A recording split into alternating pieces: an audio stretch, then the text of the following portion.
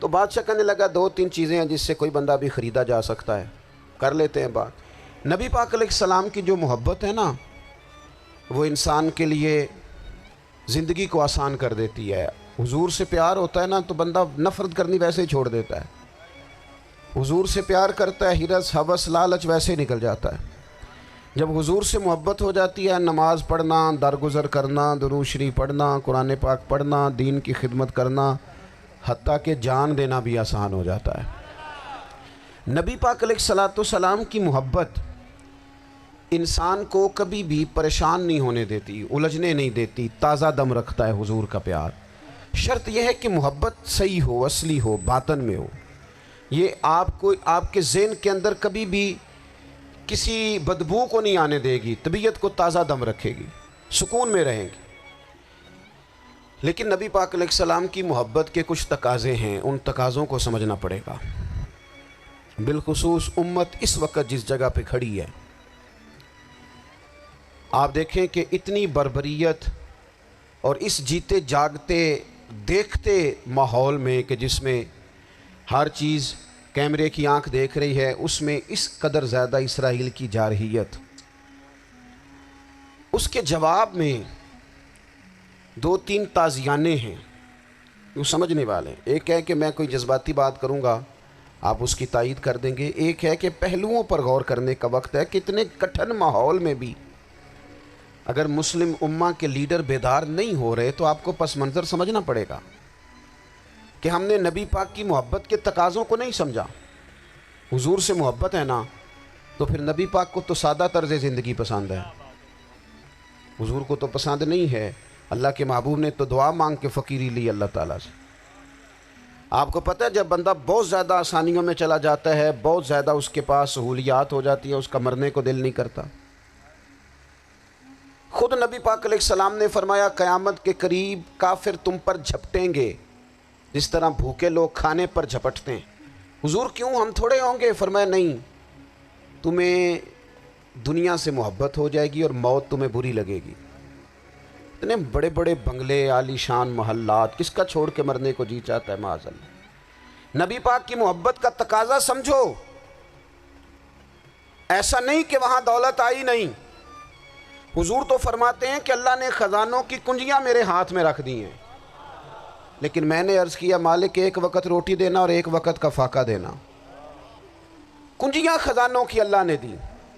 جب تک آپ اپنا طرز زندگی، یہ جو بہت دنیا کا پیار ہے نا، بہت زیادہ مرنے کی ہرس، یہ بہت زیادہ جینے کی ہرس تو اللہ تعالیٰ نے قرآن پاک میں یہودیوں کا طریقہ بیان کیا کہ وہ کبھی مرنے کی تمنا نہیں کریں گے کیونکہ جینے کی ہرس رکھتے ہیں۔ نبی پاک علیہ السلام کے غلاموں، طرز زندگی جب تک سادہ نہیں ہوتا اور جب تک یہ دنیا کے جھمیلوں سے کسی کو دولت دے کر پیچھے کر دیا جاتا ہے، کسی کو عہدہ دے کر چپ کرا دیا جاتا ہے، کسی کو اقتدار دے کر چپ کرا دیا جاتا ہے، رسول اللہ صلی اللہ علیہ وسلم کے سچے غلام ان ایک بات کی سمجھ آ گئی تھی کہ ہمیں ہمارے رب نے کہا ہے قل ان کنتم تحبون اللہ فاتبعونی یحببکم اللہ۔ اے محبوب آپ ان سے فرما دیں اگر رب سے محبت کرنا چاہتے ہیں تو آپ کی پیروی کریں، اللہ خود ان سے محبت فرمائے گا۔ جب رب بھی ان کا ہو جائے گا، جب رب بھی ان کا کی محمد سے وفاتوں نے تو ہم، یہ جہاں چیز ہے کیا، یہ لوح و قلم تیرے ہیں، اس کا کیا مطلب ہوا؟ لوح و قلم، قلم لکھتی ہے نا تقدیریں، مقدر فیصلے، تو لوح و قلم تیرے ہیں، اس کا مطلب یہ ہے کہ پھر رب کریم تیرے اوپر فضل کرے گا، اور وہ جن فیصلوں کی امت کو دیانت سے چاہت ہے اللہ اپنے فضل سے وہ فیصلے فرمائے گا۔ جب تک زندگی حضور کی غلامی کی طرف نہیں جاتی وہ اللہ تعالیٰ کی تائید نہیں پاتی۔ حضرت عبداللہ ابن حذافہ رضی اللہ تعالیٰ عنہ کو رومیوں نے قید کر لیا تھا، اور جب رومی آپ کو قید کر رہے تھے، پکڑ رہے تھے، جنگ میں کچھ موڑ ایسا آ گیا کہ بظاہر مسلمانوں کے قدم پیچھے ہٹ رہے تھے، تو 1000 آدمی نے، 100 آدمی نے مل کے آپ کے گرد گھیرا ڈالا اور بڑی مشکل سے آپ کو گرفتار کیا۔ جب بادشاہ کے سامنے لے گئے نا تو بادشاہ سے اس کا سپہ سالار کہنے لگا کہ بندہ ضائع کرنے والا نہیں، یہ بات سمجھیں آپ۔ ہماری طبیعت کے مطابق جو بندہ پورا نہیں اترتا ہم ضائع کر دیتے ہیں۔ حالانکہ اگر آپ کو مخالف صف میں بندہ کام کا نظر آئے تو آپ غور فرمائیں کہ یہ ہمارے قافلہ محبت میں کیسے شامل ہو سکتا ہے، اس کے لیے جد و جہد کریں تاکہ اس سے کام لیا جا سکے۔ اس نے کہا، روم کے بادشاہ نے، بندہ ضائع کرنے والا نہیں۔ وزیر نے کہا بادشاہ سے، اس نے کہا کیا کریں؟ کچھ ایسا کریں کہ یہ معاذ اللہ ہمارے دین میں آ جائے۔ اور قرآن مجید نے واضح کہہ دیا ہے کہ یہودی اور عیسائی تم سے راضی نہیں ہو سکتے حتی تتبع ملتہم، جب تک کہ تم ان کے دین کی پیروی نہ کرو۔ ان کو کسی طریقے سے معاذ اللہ عیسائی بنایا جائے۔ تو بادشاہ کہنے لگا 2-3 چیزیں ہیں جس سے کوئی بندہ بھی خریدا جا سکتا ہے، کر لیتے ہیں بات۔ اس نے سب سے پہلے حضرت عبداللہ ابن حذافہ سے کہا کہ جتنے پیسے آپ کہیں گے آپ کو ملیں گے، آپ اس دین میں آ جائیں معاذ اللہ۔ تو حضرت عبداللہ ابن حذافہ نا، کچھ لوگ بڑے سیانے ہوتے ہیں، بردبار ہوتے ہیں، بعض باتوں پر غصہ نہیں کرتے، ہنستے ہیں۔ حضرت عبداللہ ابن حذافہ ہنس پڑے، فرمانے لگے تجھے کس نے بادشاہ بنایا؟ تو بڑا بیوقوف آدمی ہے۔ اس نے کہا کیا مطلب؟ فرمانے لگے نادان، میں تو تلوار لے کے میدان میں آیا ہوں، مجھے دولت کمانی ہوتی میں تجارت کرتا، میں تجارت نہیں کر رہا، میں تو شہادت کے لیے نکلا ہوا ہوں، اور تو مجھے کہہ رہا ہے پیسے لے لے، کو عقل کی بات کر۔ اس نے دوسری بات کی، اس نے کہا کہ میں بادشاہ ہوں، میرے نیچے جتنے بھی عہدے ہیں، وزیر، مشیر، وزیر خزانہ، جو آپ عہدہ کہیں گے آپ کو دے دیا جائے گا، آپ اس طرف آ جائیں۔ تو حضرت عبداللہ ابن حذافہ کہنے لگے پھر کہتا ہوں تو بڑا نادان ہے۔ فرمانے لگے میں حضور کا صحابی ہوں، اور صحابی ہونے سے بڑا عہدہ دنیا میں ہے ہی کوئی نہیں۔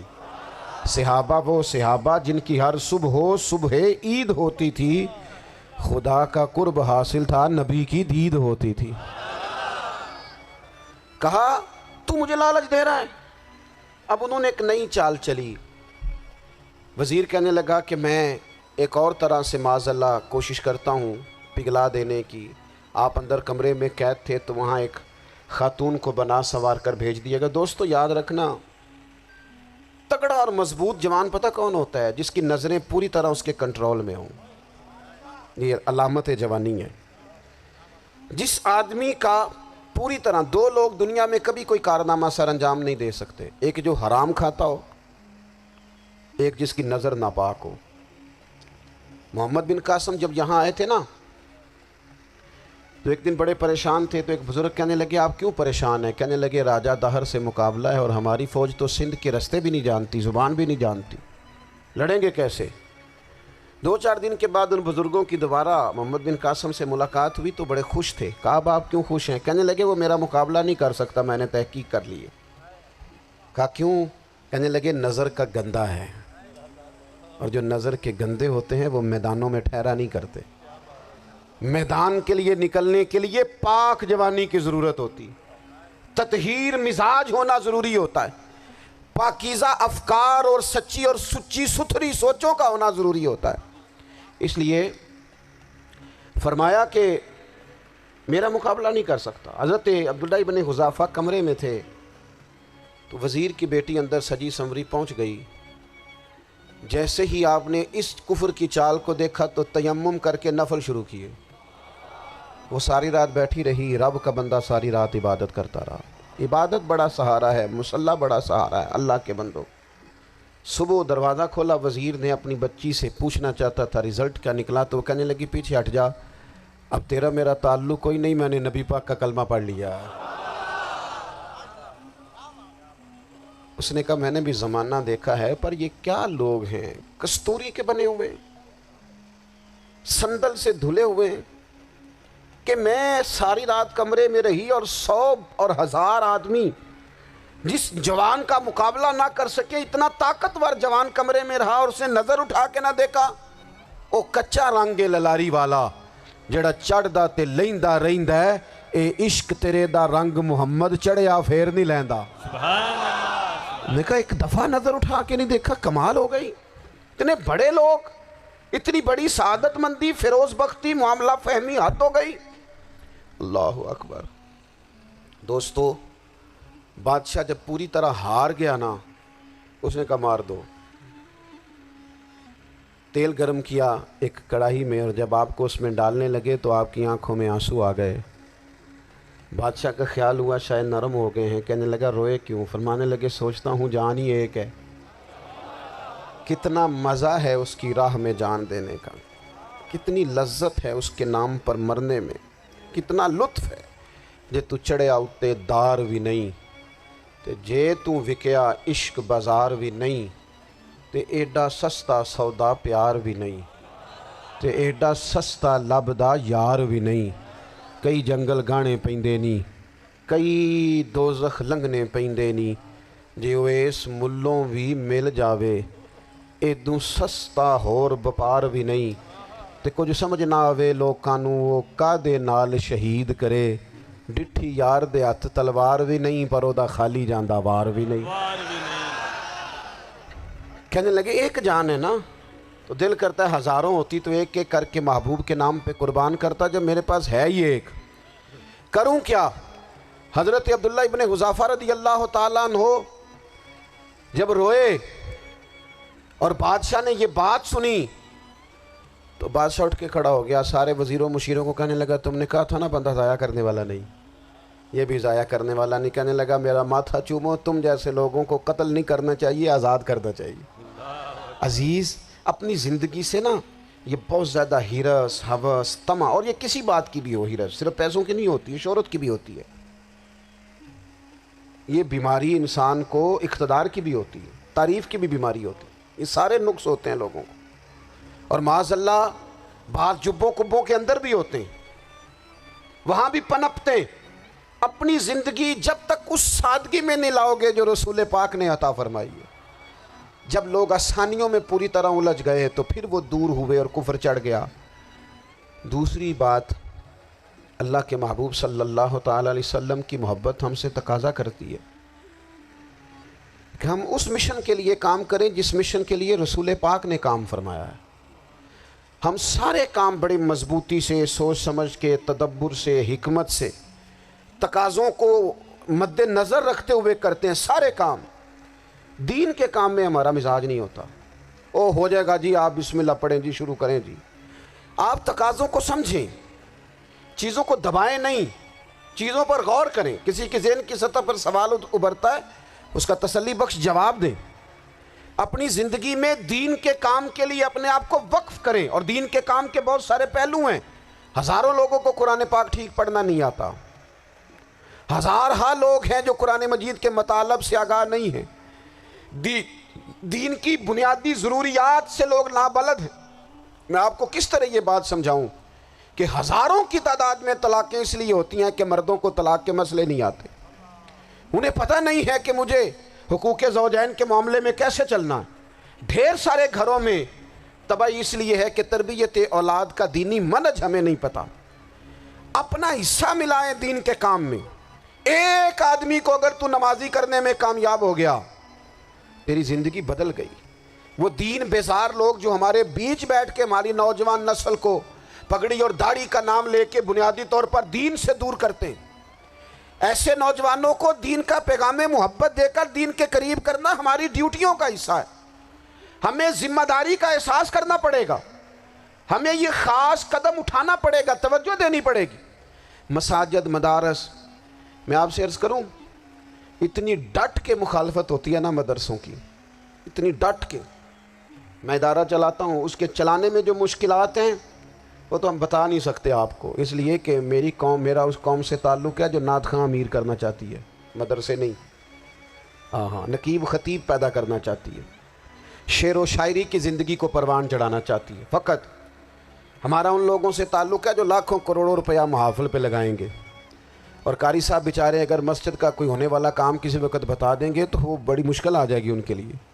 یہ کیسے ہو سکتا ہے، آپ نے یہ ڈیوٹی بتا دی۔ مدارس، اور جتنا اہم رول دین کو پھیلانے میں مدارس اسلامیہ کا ہے، اتنی زبردست، لوگوں کا خیال ہوتا ہے میری طرح کے لوگ شاید کام کرتے ہیں، ڈیوٹی کرتے ہیں۔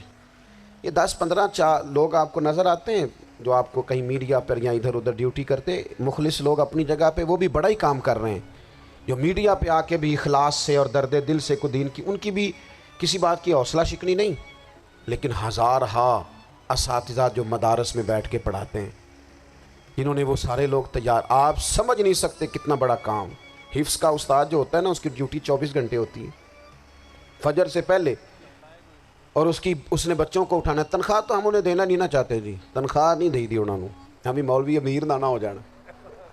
مولوی نو تے سوٹ بھی 27ویں والی رات دے ہے تاکہ کدھر سوان کے عید والے دن پا نہ لوے، چونکہ 27ویں تو بعد تے درزی پھڑتا ہی کوئی نہیں، کیوں حضرت ایسے ہی ہے نا، اس وقت تو نہیں نہ لیتا، تو ہم چاہتے ہیں مولوی ہماری مرضی کے ہماری طرح کا سوٹ نہ پہن لے۔ مدارس کی مضبوطی آپ یہ دیکھ لیں، یہ صلاح الدین ایوبی کا تعلق بھلا کس چیز سے تھا؟ غوث اعظم کے مدرسے سے۔ حضور غوث اعظم کے مریدوں کی جماعت اس کے ساتھ شامل تھی۔ کون لوگ تھے جنہوں نے مدارس سے فیض پایا؟ رازی اور غزالی، حضور غوث اعظم، خواجہ اجمیر، یہ سب لوگ مدارس کے لوگ ہیں۔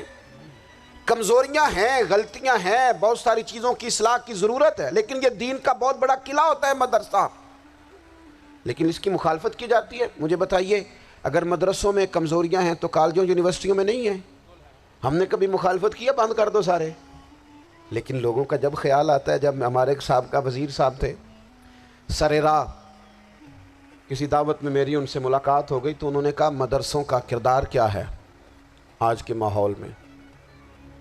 میں نے انہیں کہا کہ مختلف کورسز آپ کراتے ہیں نا، تو اس کے لیے پھر مختلف ویکنسیز ہوتی ہیں، جہاں بچوں کو مدرسے کا کورس کرایا جاتا ہے تو استاد بننا ہوتا ہے، اس نے خطیب بننا ہوتا ہے، مسجد کی ڈیوٹی کرنی ہوتی ہے۔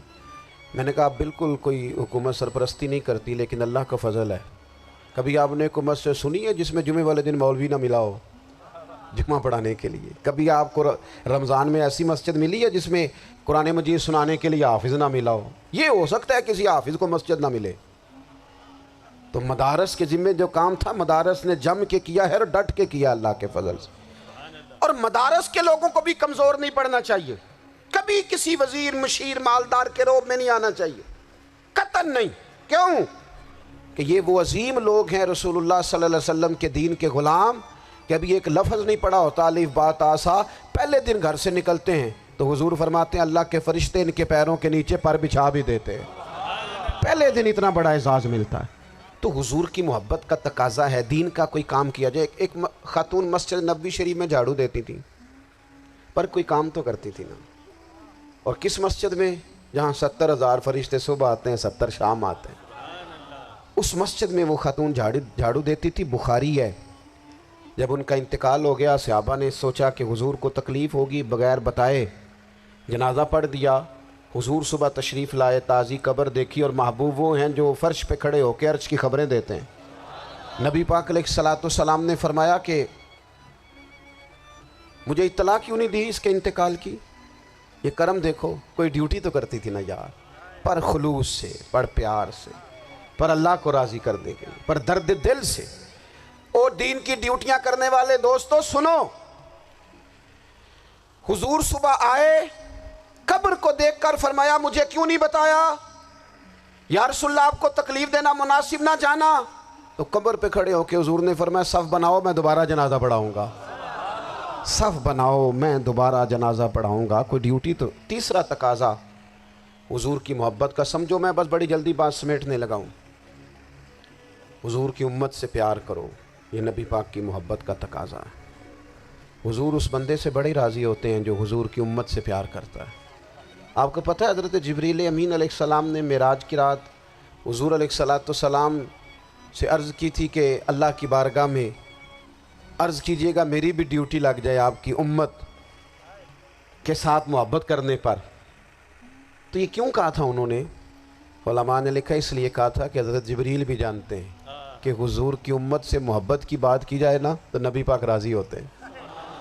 امت سے پیار کرو گے نا، امت سے، ایک صرف بات کا خیال رکھنا، عقیدہ برا ہو تو بات دوسری ہے، ورنہ میرے محبوب کی امت کا ایک ایک شخص جو مدینے والے کا کلمہ پڑھتا ہے، جو حضور کا غلام ہے، اس کے بارے میں اپنے دل میں گنجائش رکھنا، پیار رکھنا، وارفتگی رکھنا۔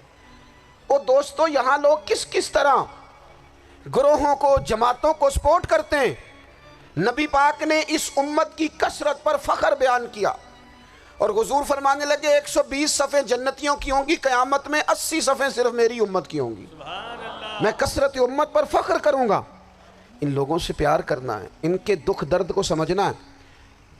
پتہ ہے آج کیا ہوتا ہے؟ آج ہمیں نا مختلف چھوٹے چھوٹے ملکوں میں بانٹ دیا گیا، تو ہم کسی دوسرے مسلمان بھائی کا درد نہیں محسوس کرتے، ہم گھروں میں نہیں محسوس کرتے۔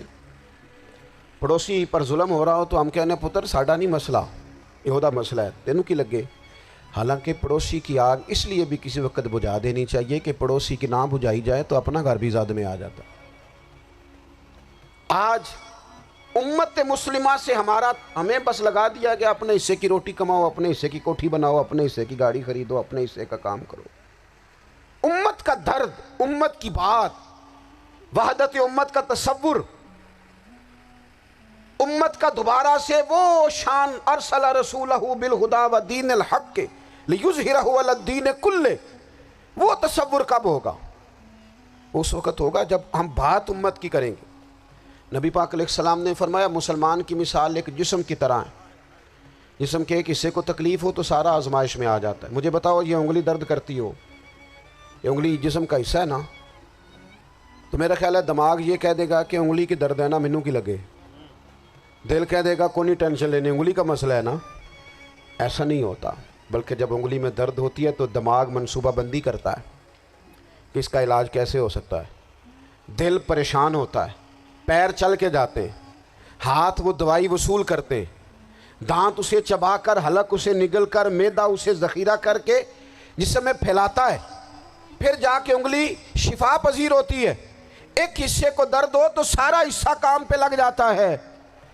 اسرائیل اگر تکلیف دے رہا ہے فلسطینیوں کو تو ہونا چاہیے تھا نا بعض مسلمان حکمرانوں کو نیند نہ آتی، وہ درد دل محسوس کرتے۔ ہونا چاہیے تھا نا کہ بعض لوگ یہاں ہم کیا کرتے ہیں بھلا بیٹھ کے، اب تو مجھے بعض چیزوں سے کوفت بھی ہونے لگا، ہم دیتے ہیں بیان، مذمت۔ آپ کے بیان دینے سے کیا ہوگا؟ فلانے نے بھی بیان دے دیا، فلانے نے بھی کلپ دے دیا، یہ کیا کر رہے ہیں؟ یہ تو آپ زندہ رہنا چاہتے ہیں۔ وہ جس طرح آج کل ہمارے ہاں بہت ساری چونکہ جماعتیں ہیں، تو کشمیر ڈے آتا ہے نا تو مل کے ریلی نہیں نکالی جا سکتی، سوال نہیں پیدا ہوتا، کیونکہ ہمیں جماعتوں کو زندہ رکھنا ہے۔ اس جماعت کی خبر الگ لگنی چاہیے، اس جماعت کی خبر الگ، تو ایسے کوئی انقلاب آئے گا؟ یاد رکھنا امت کو پوری کو ایک طاقتور آواز بننا پڑے گا، ہمیں تھوڑا تھوڑا اوپر اٹھ کے سوچنا پڑے گا۔ خدا را اللہ تعالیٰ مجھے معاف کرے اگر کوئی بات میں ستی کر رہا ہوں، دل کی گہرائی سے عرض کرتا ہوں اب تو بڑا سخت وقت آ گیا۔ اب چونکہ اب تو کیمرے کی آنکھ آئی ہے تو وہ زخمی بچے دیکھے نہیں جاتے، وہ تڑپتی مائیں دیکھی نہیں جاتی، وہ سسکتی اور آواز دیتی بیٹیاں سنی نہیں جاتی۔ وہ آوازیں ایسی ہیں جیسے وہ رات کے سناٹوں میں چیخیں بن کے لوگوں کو جگایا کریں گی۔ خدا را کچھ جرم ایسے ہوتے ہیں جن کی سزائیں بڑی سخت ہوتی ہیں، جن کی معافی بڑی مشکل سے ہوتی ہے۔ اپنے اندر جذبہ ایمانی پیدا کریں۔ اور میرے دوستو بستر پر بھی تو لوگ ماری جایا کرتے ہیں نا۔ اپنی زندگی رسول اللہ صلی اللہ علیہ وسلم کے دین کے نام کرو، جذبہ جہاد، شوق شہادت اور عشق رسول، یہ عناصر ہیں جو امت مسلمہ کو پیروں پر کھڑا کریں گے۔ 2 منٹ کے لیے سوچو، امت اگر اسی طرح کٹتی رہی، پریشان رہی، دکھتی رہی اور باری باری کر کے، اقبال نے کیا کہا تھا؟ اس نے کہا تھا وطنوں میں، انہوں نے کہا تھا کہ ان تازہ خداؤں میں بڑا سب سے وطن ہے، جو پیرہن اس کا ہے وہ مذہب کا کفن ہے۔ تو اقبال ہم کیا کریں؟ کہنے لگے بازو تیرا توحید کی قوت سے قوی ہے، اسلام تیرا دیس ہے، کیونکہ تو مصطفی ہے۔ تو بحیثیت مسلمان سوچنا شروع کر، بحیثیت مسلمان، اور یوں تو سید بھی ہو، مرزا بھی ہو، افغان بھی ہو، تم سبھی کچھ ہو، بتاؤ کہ مسلمان بھی ہو۔ تمہارے اندر کہیں سے کوئی مومن بھی بولتا ہے کہ نہیں؟ علاقائی تعصبات اور ملکی سرحدوں میں قید ہو جانے والوں، تم ایک نبی کی امت ہو۔ کیوں نہیں سمجھتے کہ جب کشمیر کی بیٹی روتی ہے تو مدینے والے محبوب پاک علیہ السلام کی امت کی بیٹی روتی ہے، جب فلسطین کی بیٹی روتی ہے تو امت کی بیٹیاں روتی ہیں۔ خدا را کچھ درد دل اپنی طبیعت میں پیدا کریں۔ میں حکمرانوں کی بات نہیں کرتا، میں تو عام لوگوں سے ایسے تبصرے سنتا ہوں جو نہیں کرنے چاہیے۔ وہ نہیں جی نہیں، دوسرا رخ بھی دیکھو، عام آدمی اٹھ کے، عام لوگ بھی یہ خطرناک سوچیں اور ان سے خوفناک نتائج برآمد ہوں گے۔ تو 3 باتیں میں نے آپ کی خدمت میں عرض کی ہیں۔ ایک تو کوشش کریں اپنی زندگی کے اندر کہ زندگی کو سادہ کریں، پیسہ ضرور کمائیں لیکن پیسے سے پیار نہ کرو، پیار تو مدینے والے رسول سے کرنا۔ دولتیں، ہرس، ہوس، طمع، ان سے باہر آؤ۔ اور دوسری گزارش آپ کی خدمت میں یہ عرض کی ہے، کچھ نہ کچھ دین کا کام، اور اس میں بھی شہرتوں سے بچتے ہوئے، تصویروں سے بچتے ہوئے۔ میں ہر محفل میں شاید کہتا ہوں میری فوٹو آ رہی ہے اور لائیو آ رہا ہے اور فلاں ہو رہا ہے، لیکن اس محفل کا خوبصورت انسان وہ ہے جو سب سے پیچھے بیٹھا ہے، وہ کسی فوٹو کے لیے نہیں آیا۔ اور میں ڈھیر سارے لوگ دیکھ رہا ہوں، یہ جو آگے بیٹھ جاتے ہیں بعض اوقات 5، 7، 10 لوگ، یہ بڑی تصویر سازی کرتے ہیں، لیکن جو پیچھے بیٹھے ہوتے ہیں ان کی کوئی فوٹو نہیں آتی۔ اور میں نے بہت سارے لوگوں کو دیکھا ہے کبھی موبائل کو ہاتھ بھی نہیں لگاتے، لیکن جن کے لیے آئے ہیں انہیں تو پتہ ہے نا کون کون آیا ہے۔ اور کچھ دین کے لیے کریں۔ اور تیسری گزارش آپ کی خدمت میں یہ ہے کہ امت بن کر بھی ضرور سوچیں اور امت کے دکھوں کا مداوع بھی کریں اور امت مسلمہ کا درد بھی اپنے سینے میں ضرور محسوس کریں۔ اللہ تعالی ہماری اس بزم کو